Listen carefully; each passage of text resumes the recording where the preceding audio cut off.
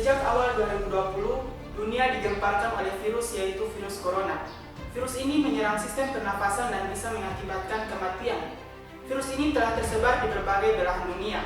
Di Indonesia, virus muncul pertama kali pada awal Maret 2020. Dan sampai saat ini, kasus positif di Indonesia sudah mencapai 65.000 lebih jiwa.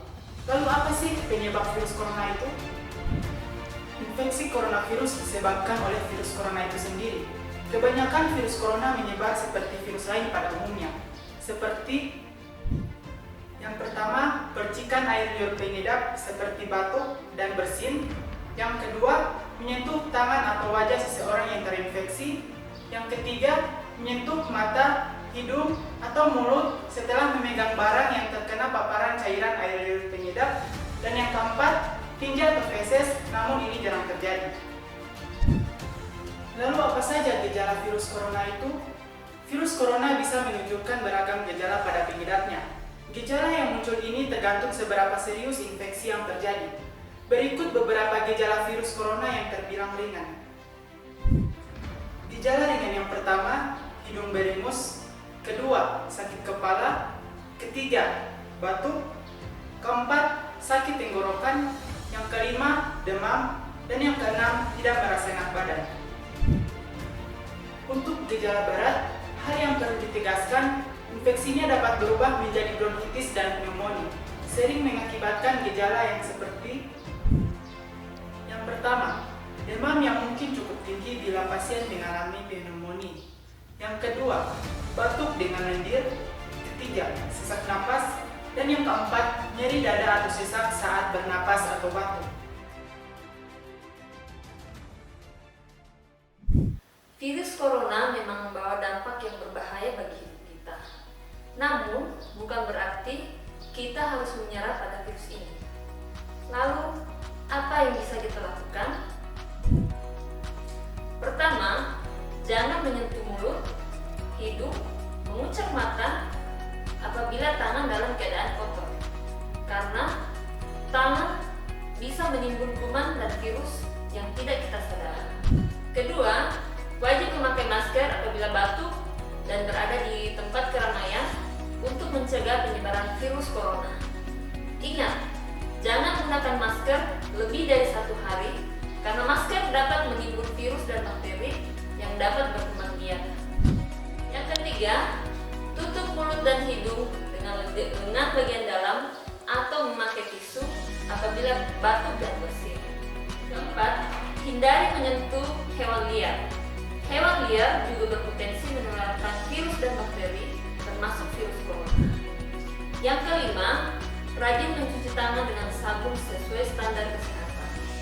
Sesuai standar kesehatan maksudnya dengan melakukan 6 langkah cuci tangan, yaitu 6 langkah cuci tangan yaitu: pertama, basahi tangan lalu pakai sabun dan gosok kedua telapak tangan. Lalu gosok kedua punggung tangan. Lalu sela-sela jari, selanjutnya punggung jari dengan posisi tangan saling mengunci.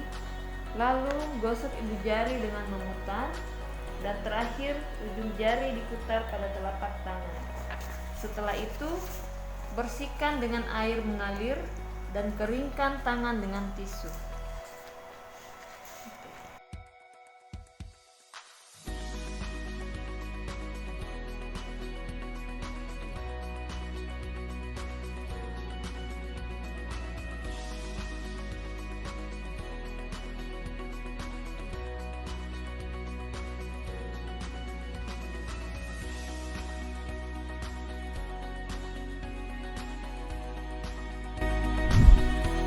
Yang keenam, menjaga jarak dengan orang yang sakit.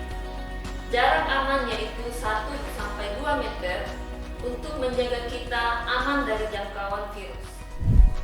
7.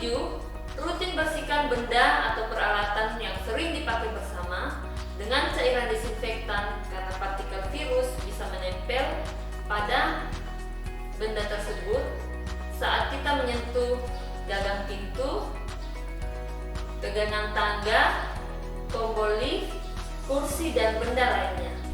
Yang kedelapan, tetap jaga kesehatan dengan makan makanan bergizi, olahraga teratur, istirahat yang cukup, dan minum vitamin. Itulah tadi hal-hal yang perlu kita lakukan untuk mencegah virus corona.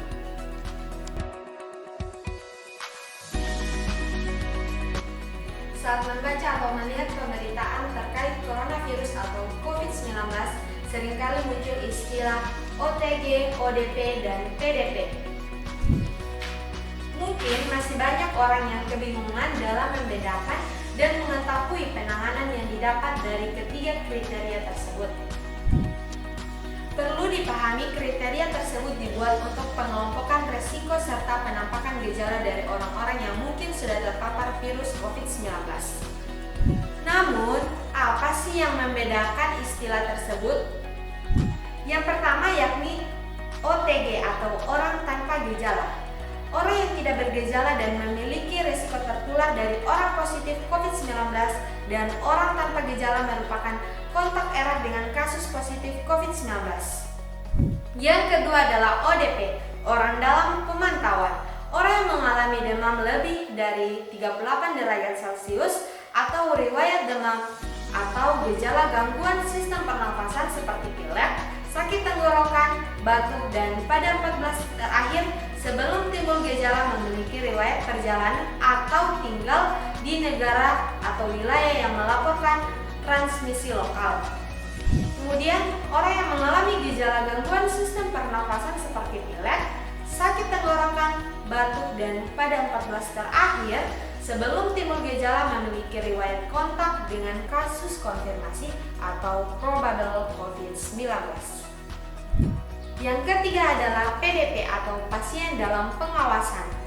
ISPA atau orang dengan infeksi saluran pernafasan akut, yaitu demam lebih dari 38 derajat Celcius atau riwayat demam disertai satu di antara gejala tanda penyakit pernafasan seperti batuk, sesak nafas, sakit tenggorokan, pilek, pneumonia ringan hingga berat, dan pada 14 terakhir sebelum timbul gejala memiliki riwayat perjalanan atau tinggal di negara atau wilayah yang melaporkan transmisi lokal.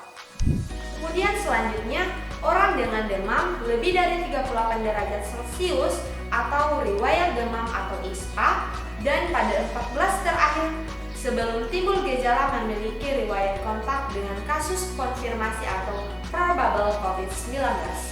Selanjutnya, orang dengan ISPA berat atau pneumonia berat yang membutuhkan perawatan di rumah sakit dan tidak ada penyebab lain berdasarkan gambaran klinis yang meyakinkan.